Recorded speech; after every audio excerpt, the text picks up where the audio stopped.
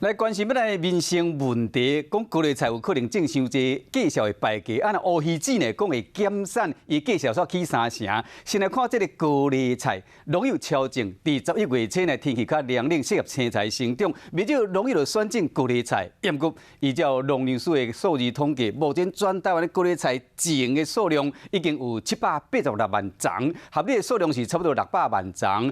等于是高丽菜种伤济，这嘛是入秋后高丽菜头一摆出现到这个计划式订货情形，量若伤济，未来可能对败价。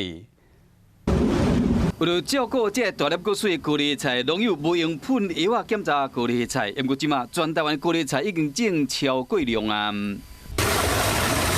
农粮署的统计，11月份全台湾的高丽菜在登记有786万丛，已经比保有合理价钱600万丛加出186万丛，嘛是入秋后高丽菜头一摆到计划式的订货。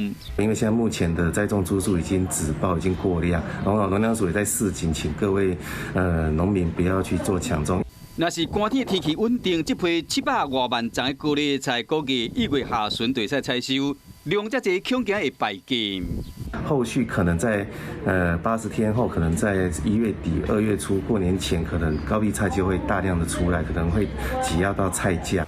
农粮署呼吁菜农要开始规划分配检种。政府看会当讲哦，下阮农民讲分配哦较开咧，像讲土豆哦，咱种偌济，尽量会当登记偌济，无咧菜哦，咧种这菜人会当登记偌济。阮无搁种啊啦。所以这届这种了就无要种啊。无，搁来种田尔。